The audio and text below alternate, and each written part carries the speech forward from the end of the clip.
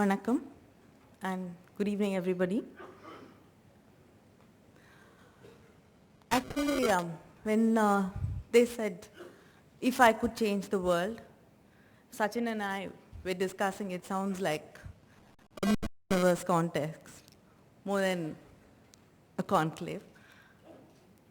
But of course, all of us are here because we believe that we can change this world and we have to change it. It can be small or big. If I can change the world, what would I really want from the change? I would want a world free of wars, violence, poverty, and fear. I would want freedom from and illiteracy to the millions of children in the world. Freedom from inequality, suppression, and lack of opportunity. Sometimes, the lack of opportunity even to live just because you belong to the wrong gender. A poet from a war-torn region once wrote, "How can I explain to this child the beauty of the butterfly which comes to rest on the soft petal of a flower when all he knows is the sound of blasting bombs and how to run to bunkers to escape air raids?"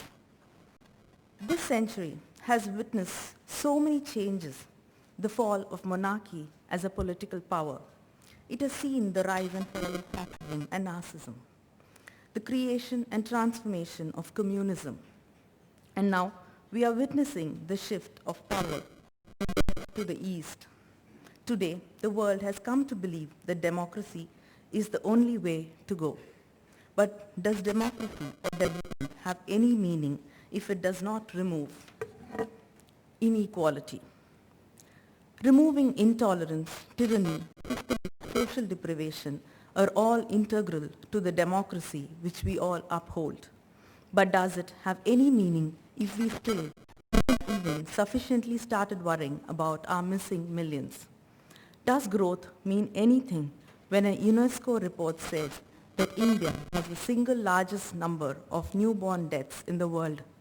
Out of 9.7 million child deaths worldwide annually, 1/3 occurs in India. Can inclusive growth mean anything when we are still requesting the government to make anti-dowry laws harsher to protect brides against greedy husbands and in-laws? When a large section of society is still deprived of entry in places of worship and are denied entry into streets of caste Hindus, Dalit children are deprived of schooling, discrimination in schools and denial of their legitimate right is still prevalent. They are even prohibited from fetching drinking water from school taps. In this day and age, they still remove and carry human faces manually. There is more to the list, and we all know it. Can we change all this? Yes, we can. Perhaps not overnight, but surely if we put our minds to it, and more so our hearts to it, we can change it. For a positive note, I would like to give a true story. Deva Priyam is the director of Annavam Trust, a rural development organization that undertook relief efforts when the tsunami struck the coast of Tamil Nadu. Right after the tsunami, she says, we provided people in the area where the villages were with food, medical aid, and then temporary shelter. But while she and her staff labored to get aid to everyone in need, she never lost sight of particular struggles of women and children. Already, we were working with women and children before the tsunami because they were the most oppressed in this community. After the tsunami, initially most rehabilitation aid was given to men who received fishing boats, says Shanti. So we focused on the women. We first helped women form self-help groups, community organizations, and then provided training to the group members in both job skills and how to run a business. In one highly successful joint venture of the trust, 3 self-help groups of Dalit women have come to own 15 30-foot fishing boats, which they rent out to local fishermen. Earlier, we used to work as laborers and now we are the owners of boats, said Devika, a member. Now men and women are working on our boats and we have confidence that we can own more. Now our other boat owners respect us as we are also owners, says Maragada. The police too, before they never used to take our complaints. Now if the motor is stolen from our boats, they immediately take action, says Muthulakshmi. And with past hurts fresh in their minds, the women have taken steps to right some old wrongs. We feel that we treat our laborers better than we used to be treated, says Maragadam. Laborers now prefer to work with us because we always give them their fair share.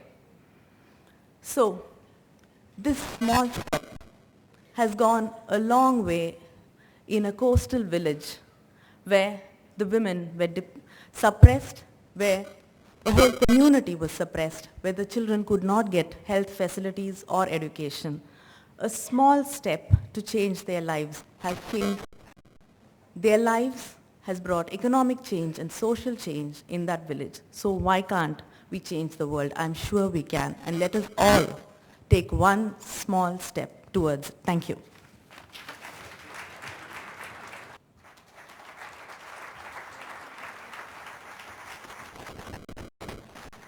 Thank you, Mr. Mahindra, for that nice introduction, and thank you for India Today for having me here as part of this panel.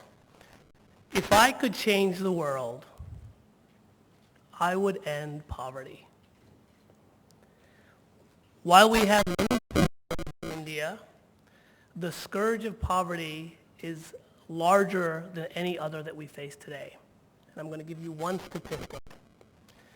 77% of our people, 836 million people, live and earn less than 20 rupees a day.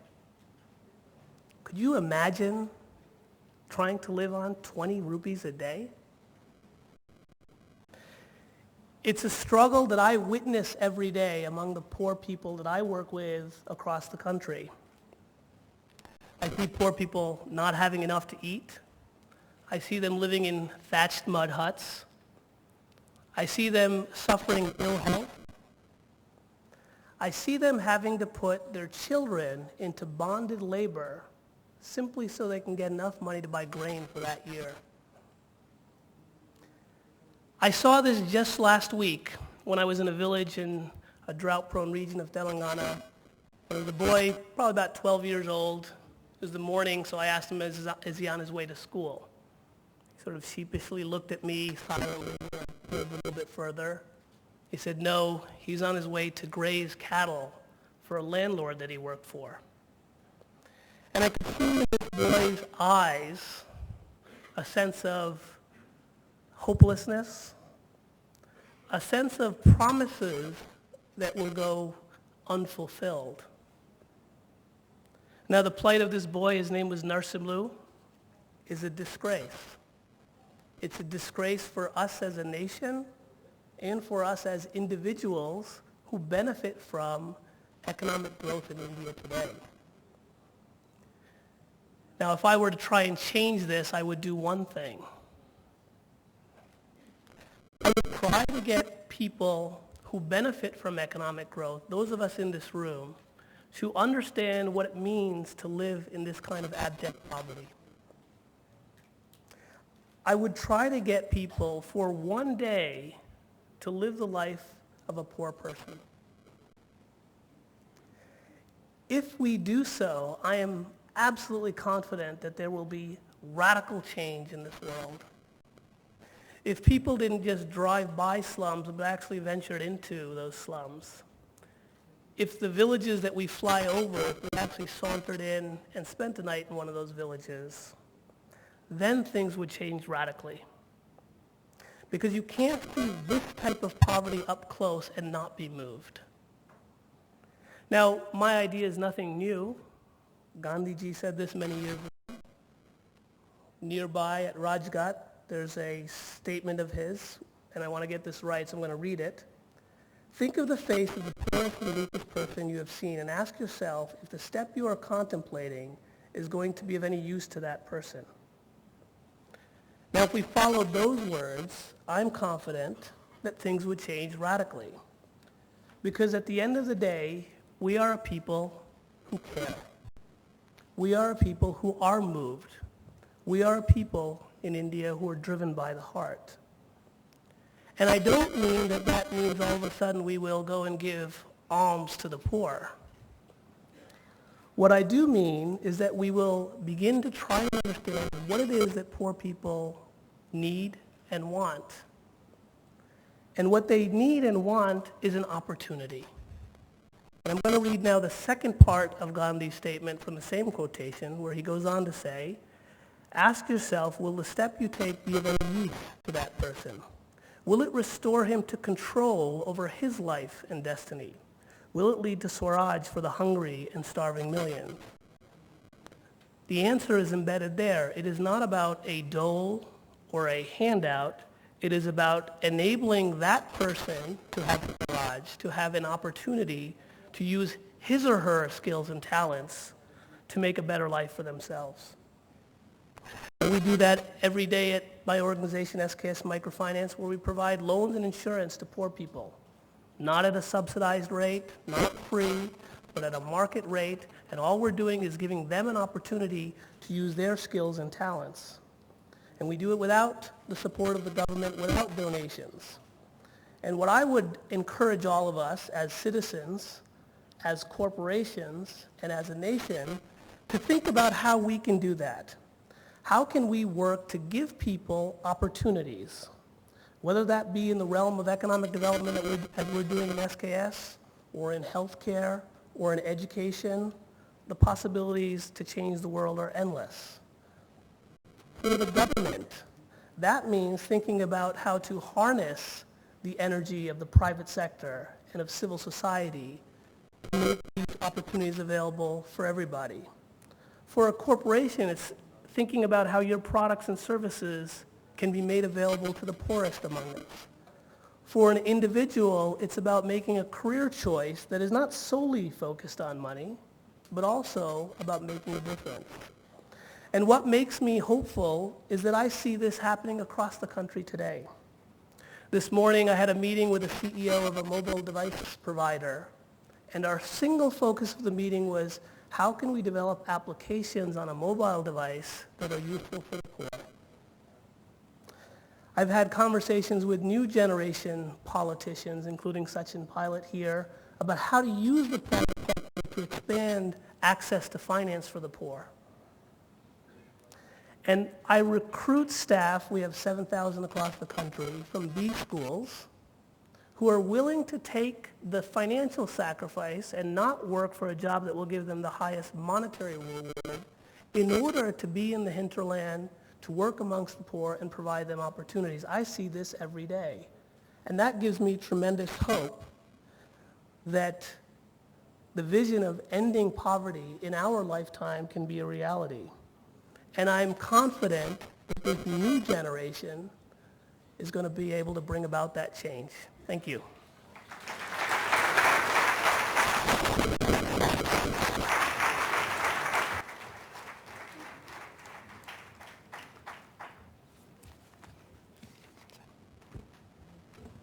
Thank you, Anand, for the introduction.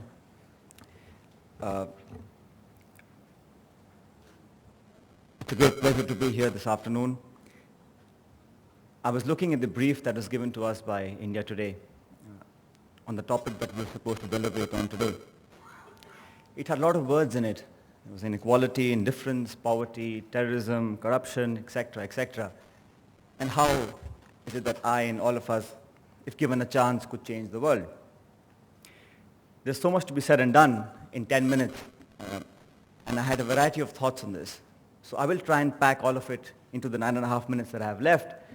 And Anand, if I'm either awfully boring or I cross the 10-minute limit, please feel free to pull my kurta from the back and I will stop immediately. To change the world is such a grand thing.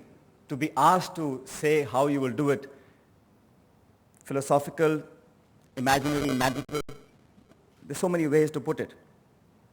What I thought I would do with with this 10 minutes of mine is tell you briefly about a few things which are tangible, which are numerical, which bother me sometimes, and I would put it on a wish list if I, us, or any of us had the power or the unilamp to change it. Please imagine this. The top 3 richest people in the world have a combined wealth which is greater than the poorest 48 nations on the globe. And I learned this recently. What is spent in the war on Iraq in 1 week, in 7 days, that amount of money is enough for an effective intervention on the global climate change as a whole. What we would need to eradicate starvation, malnutrition in the world, to put every child in a school across the globe, to have every single person to have access to sanitation and clean drinking water, to effectively reverse malaria and typhoid, we would need $69 billion US. To put that in perspective, China last year spent $60 billion on its defense budget for 1 year. How do we change that? I don't know if I could, even if I did become the Prime Minister or President, Anand. And the second question I would ask you is, how much majority will I have and how many parties will I have to run the coalition? Coming closer to home, I'm a politician, I run elections, I campaign, I do politics, it's my profession, and I'm quite proud to be one. If something I could change about this setup is politics and governance, to be fair to everyone, to put a balance on it, I would recommend to everyone that in our political life, we should have 70% of our time on governance issues and leave 30% for politicking. It's important. It's our job. We love politicking. That's what we do. 30% of our time we should do politics, and 70% of our time we should do governance, good governance. Another suggestion I have is when we have elections in this country, whether it's municipal elections, panchayat elections, Zilla Parishad elections, state elections, by-elections, general elections, every year is an election year. Every budget is an election budget. We should try and have all the elections at one time. It saves time, energy, money, resource, effort, and I think people can then save the rest of the 4.5 years to do things that are more important for government. A big problem, I think, which is not debated enough, and I'm plucking these thoughts from a variety of areas, so please excuse me if it's all over the place, but I think they're very, very important issues. Drinking water. We don't talk enough about it. We don't legislate enough about it. And in the fear of having opposition, in the next few years, and I'm telling you, one of the biggest crises we will face is of portable, clean, safe drinking water. I wish if I had the power to legislate. In my state of Rajasthan, one has to dig up to 800 feet to get drinking water. I think broadband connectivity and Wi-Fi can wait 6 months. But a woman who carries 2 children on her hips, 2 miles to get drinking water, we have to legislate to make it a fundamental right in this country that everyone must have access to at least clean drinking water. Sanitation, education, and all follow on. Another thought I had when I was told that if you were in charge for 1 day, what would you do? It's a thought and suggestion. I don't know how well it will be received. If you could somehow put an end and ban to all the hoardings and the flex hoardings and the posters that we have for social organization, for religious organizations, for political organization, they're all over the city, they're all over the country. I think this serves no purpose. We don't win votes by putting up hoardings. Nobody gets benefited. It's a colossal waste of time and space and money. I think in our country, we are sensitive to many sections of society. There's scheduled castes, scheduled tribes, OBCs, minority, majority, etc., etc. But I think a large portion of our population is what I call differently abled. Not disabled, but differently abled. I think we have to legislate sooner than later that all trains, all planes, all automobiles, all government offices, all buildings must have access for the physically challenged people. It's a pity to see in railway stations when a healthy man and woman can't get on a train. How do you expect a person who's physically challenged to make that train? It's a pity, and it's sad that we have to live with that reality. Manual scavenging. We have a law against it. I don't know how well it's enforced, but in 2008, 21st century, 8.5% GDP growth, fancy 5 stars, malls, 8-lane highways, toll plazas, we still have our fellow citizens doing manual scavenging. What will it take to put an end to that? Not a law. It has to be a movement. It has to be an effort by NGOs, civil society, media, politicians, anyone who thinks that this is degrading for human beings to do that. I'm running close to time, Anand. Okay. I think if we could, and I know this is a tough one, if we could segregate religion from politics, it would serve the country a great deal. I think religion is a matter of personal choice. And religion should be confined to our homes and hearts. I don't think we should wear our religious beliefs on our sleeves. And I also believe that means when you talk about changing the world, it's not about shifting mountains or changing the course of rivers. The world is made up of people around us. And what we need to do, and I think in our mind is the greatest challenge for us, is to change these human beings, to bring about a positive change in perceptions, in postures, in minds, in the myths, in the biases, and in the beliefs. Time has told us, history is witness to this. We are the world's wealthiest society and civilization. But are we the wisest? Are we doing enough? What is in our power?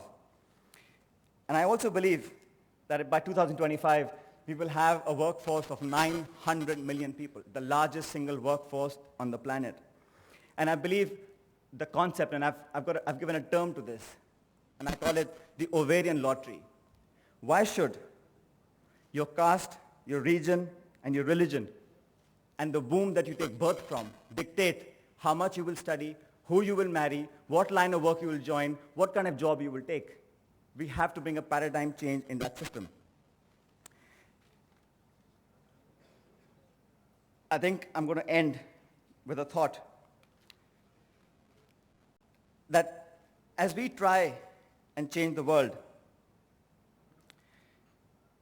it's important for us to realize, and I realize this, that I will face pressures and challenges in time to come in my lifetime.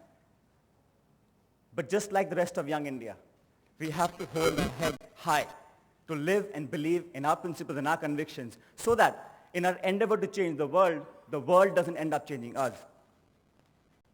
And I'll end with a very small prayer. God, grant me the serenity to accept the things I cannot change, and the courage to change the things that I can, and the wisdom to know the difference. Thank you very much.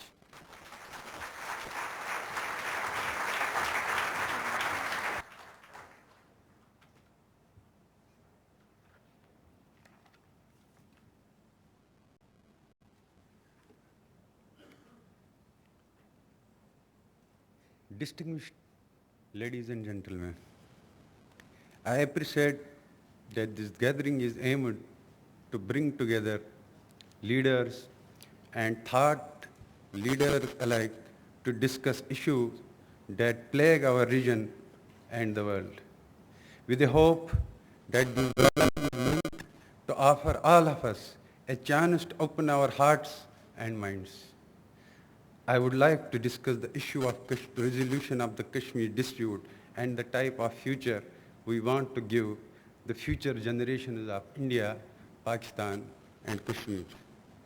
Earlier this month, I was concerned when I heard PPP co-chairman Asif Ali Zardari propose that the issue of resolving the Kashmir dispute could wait and be left for future generations to deal with. I was further distressed to see this notion welcomed in the media and within the public discourse in India, when two Prime Ministers, Mr. Vajpayee and Mr. Manmohan Singh, have given public commitments to resolve the dispute. What type of a message are you now giving to the youth of Kashmir? I see this as a recipe for disaster. For 60 years, we have already seen this problem passed on to generation after generation, and we have seen this conflict become more deadly and more costly. What has this passing of baton meant For the 60 years, 3 generations of Kashmir have suffered this conflict and the injustice that it represents. We have seen our nation divided and disputed between India and Pakistan. Kashmiris are the people from whom everything was taken, and still our voice, our aspirations, and are yet to be heard and accepted as legitimate and fair. I cannot describe to you what it is like to be born in a conflict zone in which your future is absolutely uncertain. 3 generations of Kashmir have suffered this in different ways. We have seen our society and our social fabric transformed by the forces of heavy military occupation, state manipulation, and violent conflict. For 60 years, my people have persisted in an epic of struggle and sacrifice to win our dream of independence and to achieve a peaceful and certain future. We have paid a very heavy cost. We have seen our non-violent struggle crushed by violence and its adherents tortured and locked behind the bars for decades. My own generation finally lost faith in the effectiveness of non-violent struggle and felt compelled to pick up the gun in 1988 for the same convictions our parents held. My entire generation got almost entirely wiped out. A Kashmiri funeral became one of the old burying the young. This tragic conflict gave us cruel gifts, thousands of orphans and widows, political prisoners and martyrs' graveyards. While J.K. put down the gun and returned to a non-violent struggle more than 14 years ago, still the bloodshed and violent state oppression continued. And in the midst of all of this, a new generation of Kashmiri children was born and raised in the boiling cauldron of violent conflict. Today's youth in Kashmir possess an even deeper sense of anger and even more intense sense of injustice than my generation felt 20 years ago. Thousands upon thousands sacrificed their lives. There are thousands of stories.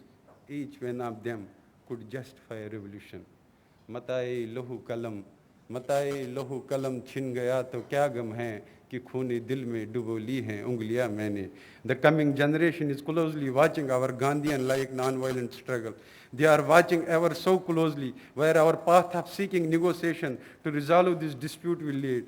It is heartbreaking that Kashmiri Muslims and Kashmiri Pandits, youth have grown up without each other's friendship. I am deeply worried that our culture of coexistence is under permanent threat if we are unable to end our separation soon. The longer this issue gets delayed, the more complicated it will become. Yet now in 2008, we are hearing that we should pass it on to yet another generation to deal with. And what has this passing of baton of the unresolved Kashmir dispute meant for the people of India and Pakistan? For 60 years, 3 generations of India and Pakistan have had to suffer the uncertainty of 4 wars, multiple crises, and the utter waste of resources. This has meant South Asia, home to 1 out of every 5 human beings in the world, has remained divided and unable to fully seize the opportunities of free trade and the free exchange of ideas and talent. The opportunity costs in terms of eradicating ignorance, tolerance, poverty and disease, in terms of pursuing development and in terms of creating harmonious and peaceful societies has been immeasurable. Yet we are hearing statements in 2008 that we should pass on, along with the brand new nuclear arsenals, one of the world's most dangerous unresolved international conflict to yet another generation.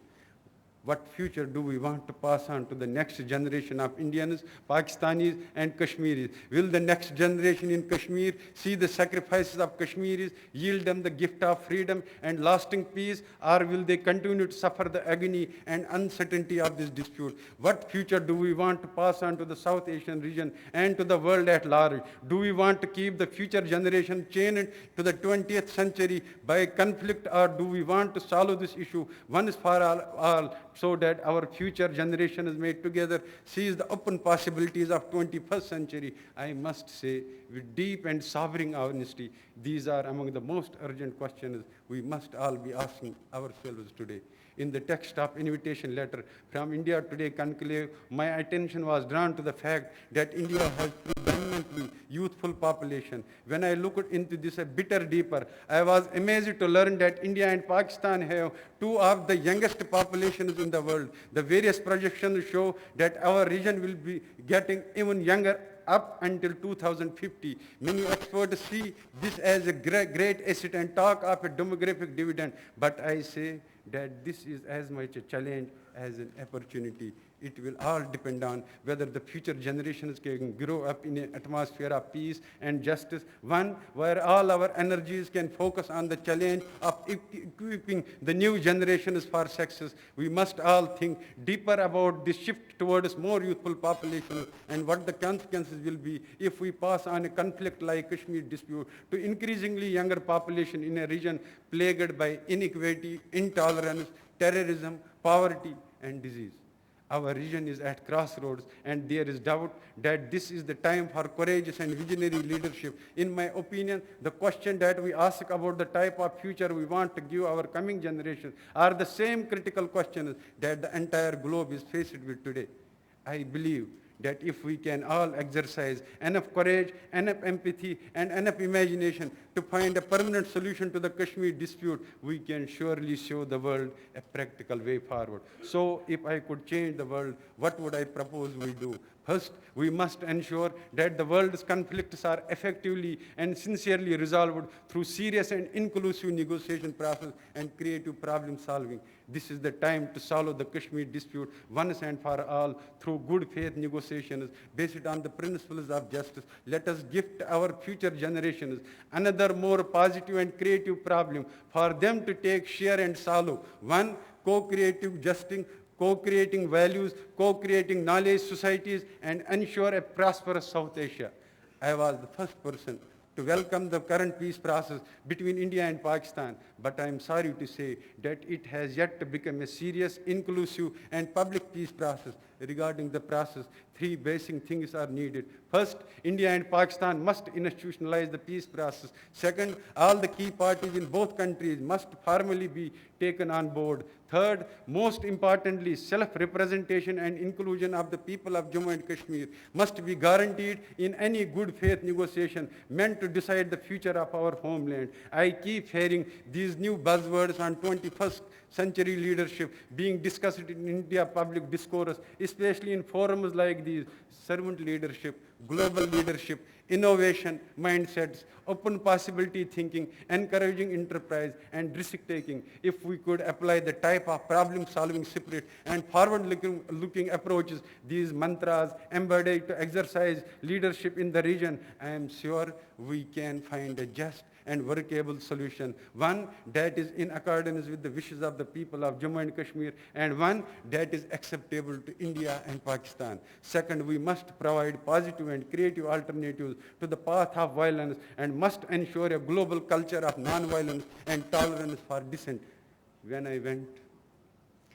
I went out in search of Gandhi, in the land of Gandhi, I was shocked to find the spirit of Gandhi is no more. This time, the same country whose freedom struggle gives the world the examples of ahimsa, which inspired the likes of Mandela and Martin Luther King, and freedom-seeking people across the globe, has provided little space for a non-violent freedom struggle in Kashmir and has used every sort of violent means to crush it. After we declared unilateral ceasefire in 1994 and committed ourselves to Gandhian means of resistance, 600 of my colleagues have been killed. If only non-violent struggle in the 21st century was as easy as standing in front of someone's door with flowers and holding a sign reading, "Get well soon." Nisar तेरी गलियों पे वतन के जहाँ चली है रस्म कि कोई सर उठा के न चले, जो कोई चाहने वाला तेरे तवाफ को निकले, नज़र चुरा के चले, जिस्म व जान बचा के चले. As far as I am concerned, it is my firm conviction that the non-violent freedom struggle we have been pursuing in Kashmir since 1994 will emerge as the force more powerful. For me, the challenge has been to find creative ways of carrying out non-violent struggle in the face of violent state oppression, a violence-fixated news media, the lack of a serious dispute resolution process, and the continuing lack of public empathy in India towards exploring solidarity with Kashmiri sacrifices. But we are trying very hard. Having a blissful childhood is a luxury in Kashmir. Very lucky few have them. I remember leaving school. I have lost count of the number of years I have spent in jail. But my mother said, it is 10 years. I particularly remember being jailed in a mental asylum in Agra for a year. The torture of seeing the abundance of pain my people carry with them in this indifferent world vastly surpasses the torture of being jailed in that asylum. I would much prefer the insanity of those confined than the insanity that subjugation has inflicted on our nation. दुनिया की महफिलों से उकता गया हूँ या रब, क्या लुत्फ़ अंजुमन का जब दिल ही बुझ गया हो. I also remember the time spent in solitary confinement, the torment of silence and loneliness. In years of solitary confinement are the nightmares that still visit me. Death sought me and my friends constantly during our underground years. I am standing in front of you because I cheated it. Many of my friends were killed. What can I say? I gave my entire youth to a cause, so did thousands of others. The temptation to pretend that nothing has happened in Kashmir and there is nothing to be done perpetuates an injustice. The youth of Kashmir will simply not accept it. We must not pass on this type of a life to next generation. I hope the reason prevails upon those who say we should. So if I could change the world, I would propose that we do not wait any longer before trying to do so. As Anne Frank once said, is not it wonderful that no one need wait a single moment before starting to improve the world? Again, I thank you very much.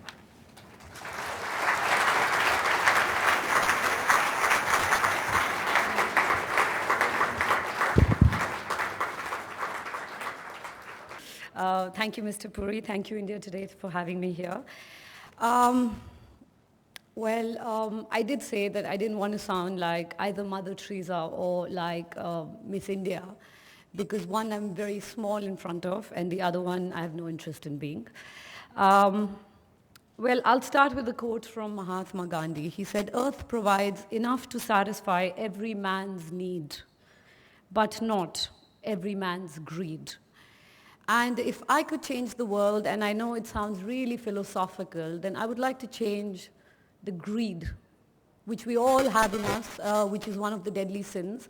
I think if there was no greed in man, there would be no objection to having a little girl as a child. The greed of giving dowry, the greed of, if I have a son, I will get dowry. Magically, I would like to believe that if I could change the world, I would like every man to live in a woman's body for not a month, not a year, for a day, so that more respect would be given to women in this country. There would be less rapes, less Eve teasing. India is the only country in the world where you have a term called Eve teasing. If you go in the West and explain it, people go, what does that mean? This is more socially I'm talking about. I would like to talk about corruption, physically, in terms of the corruption we have in our country, in our government. It's very easy to say everything is very transparent and there isn't no corruption. I think the way we are going forward, we are also going backward, because what is said and what's on, in the front is not really that translates to the common man. Another point I would like to say is this forum is about if I could change the world. My question to everyone is, haven't we already changed the world? How much more do we want to change in this world? Look at floods in Mumbai, floods in rain, snow in Dubai. How much more physically are we going to try to change this world? I know we have technology and we have lots of things that are taking us forward to enhance our lifespans in medicine and blah, blah, blah. But are we not reducing the life of this planet? So I would like to see a more greener planet, something to do with global warming to curtail it. And finally, I'm not going to speak too long, I would like to say, as I stand here today in this conclave, I am very, very, very proud to be an Indian. And to me, India starts with Kashmir and ends with Kanyakumari. And we are proud of every Indian in this country. And we've always stood by each other, and we will always stand by each other. Thank you.